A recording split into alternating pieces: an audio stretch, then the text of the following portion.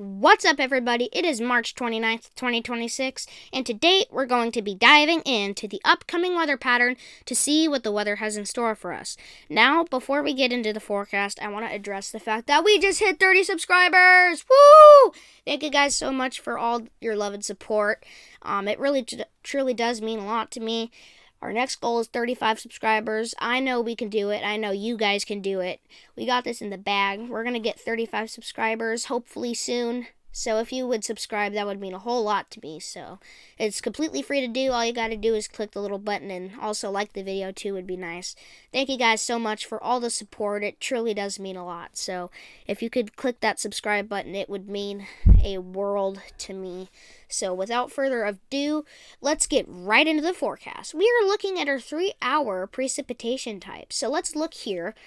We've got some snow for the Cascades, some rain for the lowlands of Washington, some snow for North Idaho and Montana, some snow here for, it's on the verge of British Columbia to Alberta. Also some snow showers here for Quebec, maybe not much, but it could leave a tracing or dusting. As we scroll on here, we can see this ice system kind of rolling in here through to Maine, maybe up to 0.75 to a quarter inch of ice here. For Maine, can make the roads slick. Be careful. Try not to drive.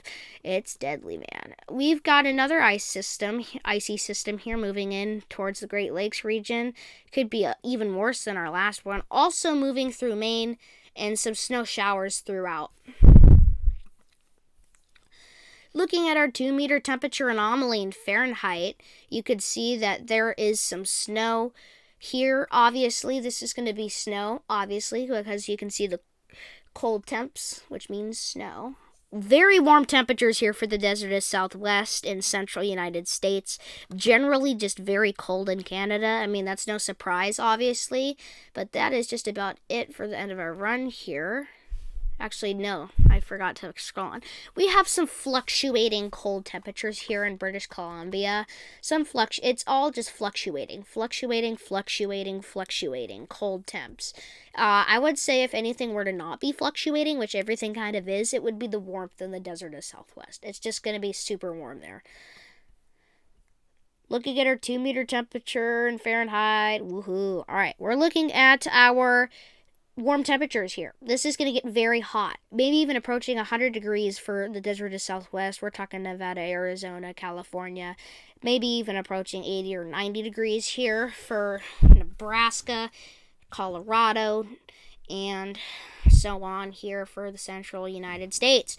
Very cold here by Hudson Bay here in Ontario and Quebec, Canada. Also not to mention Alberta and BC could also see some very cold temps, maybe even approaching 0 degrees Fahrenheit, which would be very cold. Make sure you have a backup heating source if necessary. Things could get cold. As we scroll on here on the 30th, this has me worried. Look at that. I'm just at awe. We're in March, okay? March, it still snows in the mountains. And we're approaching, 110 degrees Fahrenheit in Southern California in March. That's crazy.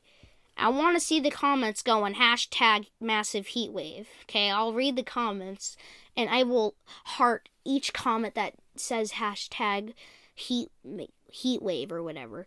But as we scroll on here, it cools down, but by cool down, I mean we're getting back to 70. So it's a comfortable 70, but during the day, it's a not so comfortable 110 degrees Fahrenheit. It is absolutely going to get boiling during the days and still pretty hot during the nights, which is it's just crazy. It's too warm. It's just way too warm, man, for March. As we reach the end of our run here, we have maybe some cold temperatures here for the north central United States and southeastern United States is going to be cold. Same thing could be said for California and the desert is Southwest and South in general. Looking at our winds, spring is the season for massive windstorms, so we've got to track them, baby. We have got to track them. Looking at our 10-meter wind gust in miles per hour, you can see there is not much here to talk about for right now, but there may be something in the future here. You could see a minor to moderate system here, maybe gust approaching 58 or 64 miles an hour. I wouldn't be surprised to see 68 or 70 here in Wyoming, but it could blow around loose objects. Trees are rare in Wyoming. It's just desert and canyons and stuff. But if there are trees, they might fall over. So be careful and try to, wait it out. Storms are bad, man. As we reach the end of our run, you can see that there are some minor to moderate systems for the Great Lakes in South Central United States. But overall, nothing to be concerned about yet. But I promise there will be at one of these videos. So make sure to turn on post notifications so that way you never miss an upload. It'll give you a little ding as soon as I post a video. So make sure to do that so you don't miss any more updates, or any updates in general, sorry. Looking at 500 millibar high dam and anomaly M. Here we can see a massive trough here for Canada and Quebec, Canada. This is going to roll in some wet, stormy low pressures and stuff like that. So it could get stormy here. Dropping some snow, dropping some rain, dropping some ice, dropping some wind. We could see a lot of storminess. As we scroll on here through the 31st and April 1st, I think weather's April Fool's Day prank for the Pacific Northwest is going to be this massive bowling ball of a trough that just is so perfectly timed. On April 4th at 11 a.m. in the morning, we could see this very, very small trough. This at one point was the massive bowling ball in the Pacific Northwest, but I think it's going to dissipate quite quickly. I mean, you're a trough in the middle of a giant ridge, so ridge of high pressure means very warm, dry weather. Trough means very stormy, active, wet weather. So, yeah, you're going to want a trough for snow, just like what we're seeing here for Greenland. Looking at our visibility in miles, we have a minor to moderate system here in the Pacific Northwest. Here as we scroll on through tonight, we could see a system here for the Pacific Northwest also. Not to mention the system here moving on through the Great Lakes region. Nothing too bad to be said just yet, although for April Fool's Day, I think the fog's prank here is for the Northeast in isolated spots. It could get pretty foggy. You may only be able to see 0.5 to a quarter mile to 0.1 mile. So it could get bad. So don't drive. I highly recommend not driving. Here at the end on April 4th, we can see another system here possibly headed. We're getting into fantasy land though, so we don't know 100%. Looking at our total precipitation in inches. Right now, it's starting to rain here for the Pacific Northwest tonight at 7 p.m. You could see that it is also starting to rain here in Pennsylvania, the Southeast, Oregon, Cascades, North Idaho, Montana, Wyoming. As we reach the end of our run here, we can see several inches up, I would say 4 to 6 inches here for the Northeast and South Central United States. Here we could see some heavy precipitation. Same can be said for the Sierra Nevadas of California and the Cascades of Washington and Oregon. I would say the system's a little more targeted towards Oregon and not to mention the East. Also, note to be said, Cannon Beach, Oregon may have some heavy rainfall. The waves may get high. SPC Outlooks, also known as the Storm Prediction Center. This is our day one categorical convective outlook. We have thunderstorms for looks like South Florida, parts of Louisiana, and Arizona. Looking at our day two convective outlook, we have a marginal risk for thunderstorms here over Michigan and so on here. Day three convective outlook, we have a slight risk for, looks like this is more centered on Michigan and North Ohio, so Cleveland, and also not to mention Indiana. Could see a slight risk of thunderstorms. Looking at our hail outlook, less than 5% of all areas. Doesn't look like... Okay, this is our day two probabilistic hail outlook. We have a 5% chance of hail in the same general area. Looking at our tornado outlook, less than 2% of all areas. Our wind outlook, 5% chance in this general area. Our combined outlook, I would say mainly focus here and here for our 50% and 10% severe chance right here. Looking at our analysis for snow. This is our season to date accumulated snow.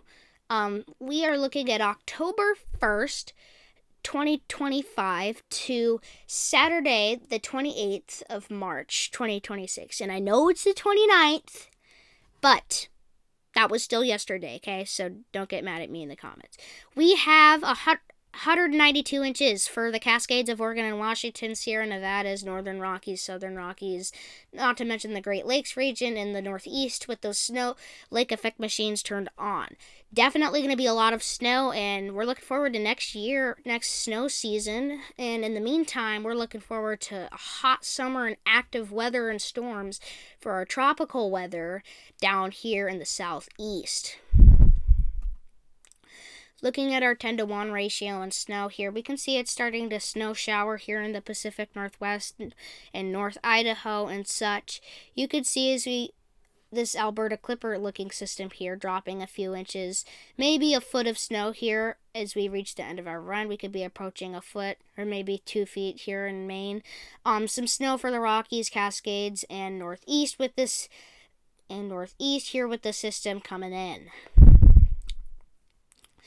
Looking at our 32 days snow 10-to-1 ratio in inches, we can see this is our extended forecast. This is on April 30th, 2026. This is on May 14th. We can see still some snow, which is crazy for May, man. Looking at May 14th also, this is our 46th day.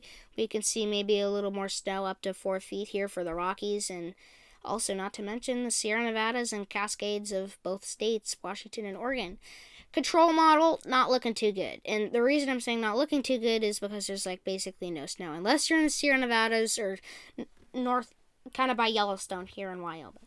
Now, I'm not surprised that we're not seeing much snow because of all this heat. And plus, we're supposed to be heading into spring anyways. Looking at our National Weather Service hazards, here we can have some red flag warnings here for the Four Corner states, kind of. We have some wind advisories here for Idaho, some winter weather advisories for Montana, and some flood warnings here for right there. Looking at our CPC outlooks. These are our temperature outlooks. You could see it's below average in Texas, below average in the north central United States, above average in the desert of Southwest and West in general, and above average in the East in general. Looking at our 8 to 14 day temperature, it tends to get really above average here. Only below average here for Maine. It's off by screenshot, but it's below average in Maine.